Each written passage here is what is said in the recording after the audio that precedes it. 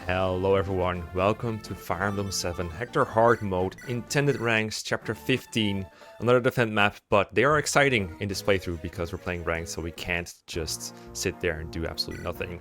And of course, with me, also not doing absolutely nothing, is Altissimo, because she made this run. How are you doing, Altissimo? I'm good, how are you doing today? I'm good. We got 9 people on the deployment screen today. I was curious which ones it would be, but I see the usual suspects, Hector, Marcus, Osmond. Usually those 3 alone can plug 90% of the holds in this chapter, and then you just put a guy with a sword or a G with a sword on the left wall, and you're good. If you kill the boss early, you're done, but I think this is more like a route in 7 turns than defend for 7 turns, right? More or less. I don't actually manage to kill all the enemies, partially because the units I bring are so weak, but that is basically the intention. I trigger the boss on like one of the last turns in order to avoid ending the reinforcements early, so that I can get as much experience out of them as I can. Yeah, usually you can pull with Marcus in like 3 tiles away from where he would attack you, so that he gets to unbow you and you can one round him with either javelin or hand axe, depending on your level ups and whether it's Hector hard mode or not. In this one, it's a little bit different. Like I said, you don't want to pull the boss early, and you kind of have to do a balancing act of how many enemies do I kill with my good units versus and like clear the way and make it safe for the bad units. How many I can actually kill with my good units. I see Marcus is perfectly capable of not killing units, at least not armor knights. Well, speed. Yep, that's cool.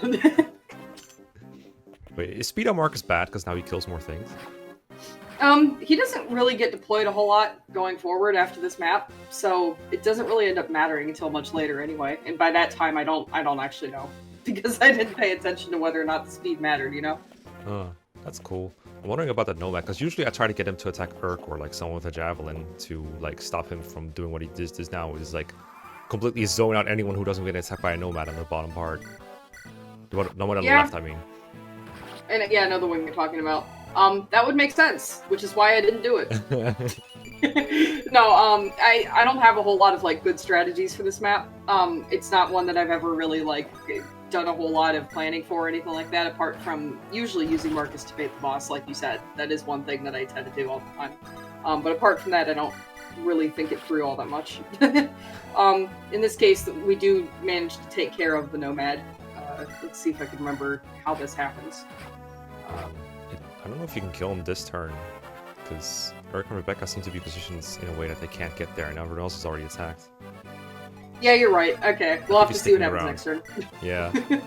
And other than that, I think Oswald is in his usual place. I think he's like tailor-made to go in the upper right. Like, he's good enough to take on a single mage, and then also take 0 damage from nomads and mercenaries, so nothing can really get through to Mern the Sword of Throne when he's sitting there. So he's gonna be just peachy being there. His move is not being like under any pressure or anything. He doesn't have to move anywhere, so his 4 move doesn't matter. And I guess you could just leave the left side alone for a little bit while the fighter breaks through. Or I guess you could throw Matthew there for a couple turns, but I know there's like some turn where Matthew has to start moving for the chests or else you can't get them. Yeah, he'll be doing that pretty soon. And then the left wall is going to be taken by Elliewood.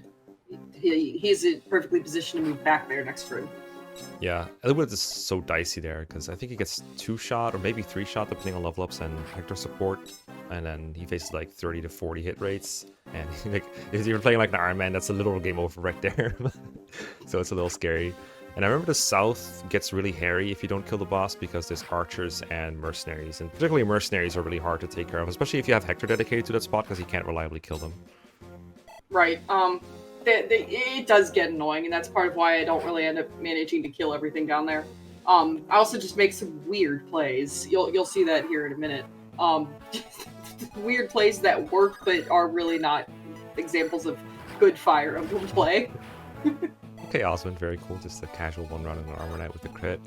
And I guess now Elliewood has to go back, and there's an armor knight in our camp that Matthew enemy face for some reason. Not my first choice for those, but hey, whatever gets to kill the Urk, right? That's what I'm saying. Weird plays. I think Urk would have been one-rounded, or not one-rounded. Killed by both the archer and the armor if he was left where he was. So he needed to be rescue dropped. But the only units that could do it at that point were Matthew and Priscilla. So somebody has to be in range. Mm-hmm. And it looks like it turns out the Nomad just kind of walked into Hector's Wolfie range. Kind of dumb of him to just do that. I guess that's a very easy way to take care of him. I should maybe do it next time instead of dedicating a ranged attacker to kill him for 2 turns. Like, just let him walk there, basically, because the Nomad didn't seem to have the AI to want to break the wall. He preferred to just walk towards actual people for some reason. Yeah. Yeah, I don't know why. I have no idea what triggers certain units to do certain things in this map. Yeah, well... You'll see a very weird instance of that coming up in a couple turns. Oh, yeah, I think I know what you're talking about. Speaking of weird instances, I think we just saw a good demonstration of the healing AI with that mage over there. He got hurt below his healing HP, and I think he wanted to keep healing until he's above his healing threshold again, which meant that he had to use both of his vulneraries, even though he only had 6 damage on him for the second one. Right. Which is annoying if you are interested in stealing vulneraries, which I do sometimes, but obviously not in this case because Matthew's nowhere near there. He can't be anywhere near there. Yeah. It's also probably noteworthy that I think some of the fighters that Elwood is near have hand axes, but they position themselves in such a dumb way that only one fighter can attack him at a time, even though someone in the back could get it. And he just killed one of the few that he could double because they have a freaking hammer for some reason, even though there's absolutely no reason to put Oswald anywhere near there. But I guess if you're silly and you do that, then you're going to get punished for it a little bit by 2 times effectiveness. It's better than the hammer axe users in the desert. Oh, yeah. I think that guy... It might be FE6. I don't remember if there's any in FE7, but yeah, I always thought that was funny. Yeah, the FE7 one I can kind of forgive. There's one brigand there with a hammer, but he's on the part where there's no desert tile, so at least I kind of understand that. I like the Armor Slayer Mercenary in FE6 because the Armor Slayer is actually good. So he just optimized his build, but no one understood why. He was ahead of his time. Oh, you're attacking the thief with Matthew. I was expecting maybe a lockpick steal, or like, I don't know what I was expecting actually. But... I will do that, but I also want to kill the thief because thieves gives pretty nice experience. Oh, true. So that's just setting it up for someone else to kill later in a couple turns. Oh yeah, I don't know what turn it is, but I know that even the enemy thief has to really hurry up to get to the chest room, or else the chapter just ends before he can get out of there. Although I guess... Yeah, we've got enough time, but barely. Yeah. Do you know what turn it is? I don't. I want to say like 4 or 5 right now. We'll find out in a minute when it goes back to player phase. Yeah, Hector or Marcus enemy facing the Mercs is probably optimal. I mean, Marcus enemy facing almost anything is optimal, but those guys, like I said, are seriously tough for most of these units to hit. I think Guy might be able to double Mercs, but other than that, everyone in here is pretty garbage against them. Alright, here's the first of a few questionable plays. Rebecca was in range of a Merc to just hit. When we go back down there, you'll see what I'm talking about. I mean, did he not attack? Oh, you mean questionable plays on your part? Yeah. Yeah. Look, it's still 1 XP on Rebecca. Now we steal lockpick. Yeah, we got 1 XP on Rebecca. You know, very, very important. It's 1 XP on Rebecca is harder to get than 30 XP on Urk, okay? That's the strat here. I don't take feedback at this time. And a bunch of calves. I'm assuming you also have to pull the boss somewhat soon. I don't remember what turn exactly the reinforcements stop if you don't kill the boss, like if they appear on the last possible turn. I remember they're supposed to be pretty overwhelming, but I don't know if they keep coming for turn 6 and 7. It was turn 5, I saw just now. Yeah. I pull the boss on turn 6 so that I can kill him on turn 7. That is optimal. So, yeah. Unfortunately, there isn't really a good way to take out all those calves over there. Yeah, I know that half of them have javelins, and you know, Hector Wolfbeel's pretty good against calves, but on enemy phase they can't kill him if they javelin him instead. But it's a good way to like thin one out. I also think it's like one of them has a javelin, the other one is like Iron Lance, Iron Sword, so Hector has like questionable accuracy against the Iron Sword ones. Oh, okay. We're just... Yeah! Why? What are we doing? It's not really that I intended for a Merc to attack Rebecca, it's more that, like, there wasn't, you know, this is the best way to accomplish beating the chapter the way I wanted, or at least the first way to accomplish it. I can see that, but I could swear I saw, like, Guy vacate the spot that could have walled that off. I don't know where he's going. I guess he's gonna help Elwood? Or kill the thief, maybe? Yep, he's here for the thief. Okay. And also, is that way that puts him in range in a couple of the fighters, so that they'll start going for him, and he can also help thin their numbers. Stealing a kill from a thief. SMH, my head. That is interesting. So I think the boss is going to be pulled down. I'm assuming Marcus has to do that job. Wait, why is he staying in place? Hold up. This is turn 6, right? Maybe it is turn 6. It's not him who's oh, okay. Yeah. Guess it's up to Hector. Well, I suppose Hector Wolfbeel plus Urk should be able to get the kill, is my prediction at least. Or Marcus can weaken him with, well, he has like a bazillion weapons he could use, depending on how much strength he has. Hector is still going to get attacked with the longbow. It's just not in the place that we usually do it from. Yeah, but I'm assuming this is still the furthest the boss can possibly move and attack with the longbow from the range. Yep. Yep. Because otherwise he'll use a steel bow instead. And that's annoying. Well, I guess you could still deal with that. Because I think the steel bow is almost as heavy as the longbow, if not as heavy.